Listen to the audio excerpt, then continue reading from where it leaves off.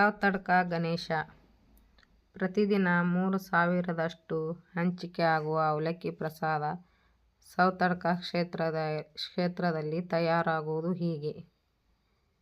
ದಕ್ಷಿಣ ಕನ್ನಡದ ಪ್ರಸಿದ್ಧ ಗಣಪತಿ ಕ್ಷೇತ್ರ ಸೌತಡ್ಕ.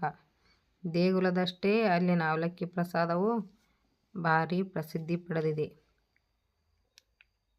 ದಕ್ಷಿಣ ಕನ್ನಡ ಕಾರಣಿಕ ಕ್ಷೇತ್ರ ಸೌತಡ್ಕ.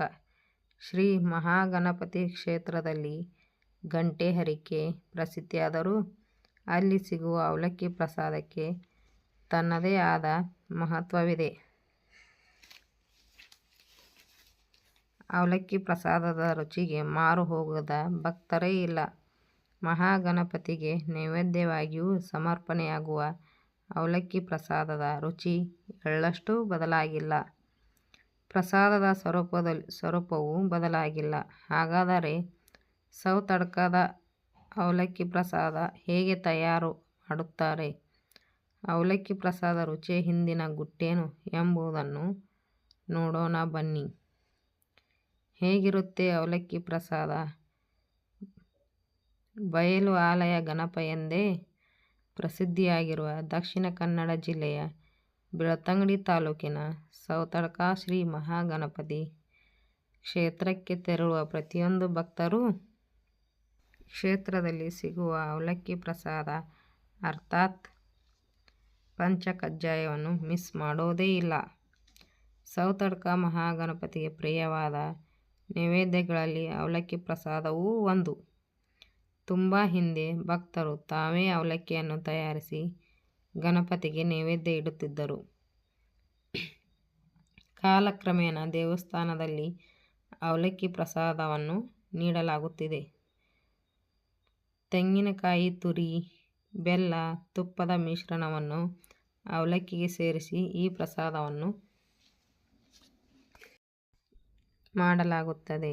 ಅವಲಕ್ಕಿ ಪ್ರಸಾದವನ್ನು ಯಾರು ಹೇಗೆ ಮಾಡಿದರೂ ಸೌತಡ್ಕದ ರುಚಿಯನ್ನು ಮೀರಿಸಲು ಸಾಧ್ಯವೇ ಇಲ್ಲ ಅನ್ನೋದು ಭಕ್ತರ ಅಭಿಪ್ರಾಯ. ಈ ಅವಲಕ್ಕಿ ಪ್ರಸಾದವನ್ನು 12 ಮಂದಿಯ ತಂಡ ಪ್ರತಿದಿನ ತಯಾರು ಮಾಡುತ್ತಾರೆ. ಮುಂಜಾನೆ 3 ಗಂಟೆಗೆ ಪ್ರಧಾನ ಬಾಣಸಿಗರು ಬಂದು ಪಾಕವನ್ನು ತಯಾರು ಮಾಡುತ್ತಾರೆ. 6 ಗಂಟೆಯ ವೇಳೆಗೆ ಪ್ರಸಾದ ತಯಾರು ಮಾಡಲಾಗುತ್ತದೆ. ಮುಂಜಾನೆ 6:30 ಗಂಟೆಗೆ ಮಹಾಗಣಪತಿಗೆ ಪ್ರಾತಃ ಕಾಲದ ಪೂಜಾ ಹಾಗೂ ನೈವೇದ್ಯವಾಗಿ ಇರಿಸಲಾಗುತ್ತದೆ. ಪ್ರತಿದಿನ ತಯಾರಾಗುವ ಅವಲಕ್ಕಿ ಪ್ರಸಾದವನ್ನು ಮೊದಲು ದೇವರಿಗೆ ನೈವೇದ್ಯವಾಗಿ ಇಟ್ಟು ಬಳಿಕ ಭಕ್ತರಿಗೆ ನೀಡುವುದು ದೇವಸ್ಥಾನದಲ್ಲಿ ಮಾಡಿರುವಂತಹ ವಾಡಿಕೆ. ಪ್ರಸಾದದ ರುಚಿ ಬದಲಾಗಿಲ್ಲ ಯಾಕೆ? ಕಾಲು ಕೆಜಿಯಂತೆ ಭಕ್ತರಿಗೆ ಈ ಅವಲಕ್ಕಿ ಪ್ರಸಾದವನ್ನು ನೀಡಲಾಗುತ್ತದೆ. ಸೌತಡ್ಕದಲ್ಲಿ 2 ರಿಂದ 3 ಸಾವಿರ ಅವಲಕ್ಕಿ ಪ್ರಸಾದದ ಬ್ಯಾಗ್ಗಳ ಹಂಚಿಕೆ ಆಗುತ್ತಿದೆ. ವಿಶೇಷ ದಿನಗಳಲ್ಲಿ 6,000, ಗಣೇಶ ಚತುರ್ಥಿ, ಮುಡಪ ಸೇವೆಯ ಸಂದರ್ಭದಲ್ಲಿ 10,000 ಪ್ರಸಾದದ ಬ್ಯಾಗ್ಗಳ ಹಂಚಿಕೆ ಆಗುತ್ತಿದೆ.